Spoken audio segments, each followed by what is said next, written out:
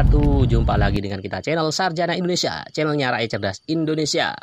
Tapi sebelum lanjut jangan lupa tekan tombol subscribe-nya.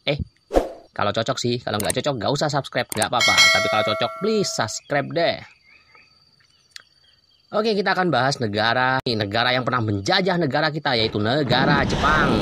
Tapi kita tidak akan membahas penjajahannya, kita akan membahas kemajuan teknologi Jepang, utamanya dalam bidang pertanian. Jepang juga sangat dikenal dengan industri pangan dan pertaniannya. Pertanian di Jepang sudah tersohor mempunyai sistem kerja yang baik. Pantas saja jika pertanian di Jepang begitu berkembang. Tuh, lihat tuh. Di video tuh, kayak gitu tuh. Di Jepang, pemerintahnya menerapkan 4 pilar pembangunan pertanian. Jepang yang salah satunya adalah farm size expansion, yaitu kebijakan bertujuan agar kepemilikan lahan pertanian semakin bertambah dari 4 hektar menjadi 15-20 hektar untuk setiap keluarga petani. Jadi lahannya itu bukan dijual, dijadikan bangunan, tapi malah dikembangkan atau diperluas. Jadi maklum saja kalau pertanian Jepang itu sangat maju. Kemajuan pertanian Jepang juga bisa dilihat dengan berkembangnya sistem pertanian urban, yaitu pertanian di tengah kota. Bahkan pertanian urban di Jepang kini menjadi produk andalan untuk memasok pertanian.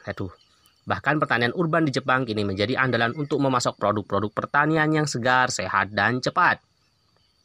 Meskipun dikenal sebagai negara agraris, nyatanya pertanian di Indonesia belum bisa bersaing dengan Jepang. Kekayaan sumber daya alam Indonesia menjadi modal utamanya untuk bisa bersaing. Lalu, apa yang perlu ditiru Indonesia dari pertanian Jepang untuk membentuk pertanian yang unggul?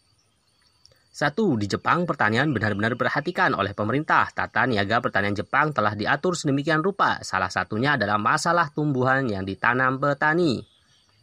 Apa yang ditanam sudah diatur. Apa yang ditanam sudah diatur sesuai dengan permintaan pasar.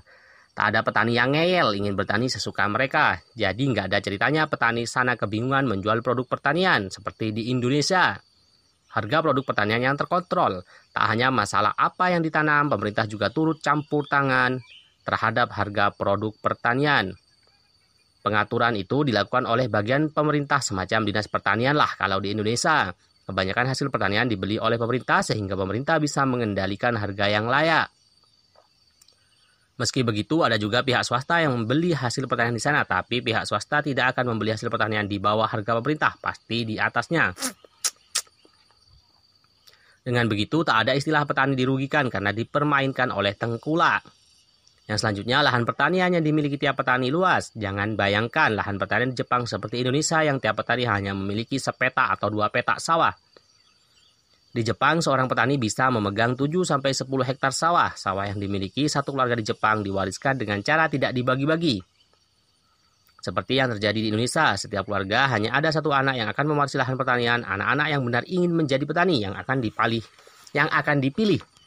Anak-anak yang benar ingin menjadi petani yang akan dipilih untuk mewarisi lahan pertanian. Sedangkan anak lainnya akan menerima warisan dalam bentuk lain. Dengan memiliki lahan pertanian yang luas, pengaturan pertanian akan lebih mudah dilakukan. Penggunaan mesin-mesin dalam pertanian juga lebih mudah karena luasnya lahan. Teknologi pertanian yang canggih, kuatnya industri otomotif di Jepang juga berdampak pada pertanian. Sistem pertanian di Jepang telah menggunakan teknologi yang canggih untuk menanam, menyirami, hingga memanen. Petani Jepang telah dibantu dengan mesin. Jika di Indonesia membajak sawah masih menggunakan bajak tunggal, di Jepang membajak telah menggunakan bajak 6 sehingga 1-2 jam telah selesai. Dan juga yang tidak kalah penting, etos kerja yang tinggi. Bertani di Jepang itu juga menerapkan jam kerja seperti bekerja di kantoran. Setiap petani di Jepang akan mempunyai sejumlah karyawan yang membantu mengelola lahan. Jam kerjanya pun ditentukan. Kerja secara normal dilakukan selama 8 jam mulai dari pukul 2 dini hari. Istirahat yang dilakukan karyawan tidak dihitung jam. Istirahat sarapan itu tidak dihitung dalam 8 jam kerja. Maka 8 jam kerja biasanya terpenuhi hingga pukul 12 siang. Setelah itu mereka tidak langsung pulang. Jika lembur, maka setelah pukul 12 itu mereka istirahat 2 jam, kemudian dilanjutkan dengan lembur hingga pukul 5 sore. Nah, kira-kira kapan ya Indonesia bisa memiliki sistem pertanian seperti di Jepang? Semoga kedepannya pertanian Indonesia akan lebih maju dengan mengambil nilai-nilai positif yang ada di negara-negara lain sehingga bisa berdampak pada kemajuan pertanian Indonesia. Oke, semoga bermanfaat. Terima kasih. Wassalamualaikum warahmatullahi wabarakatuh.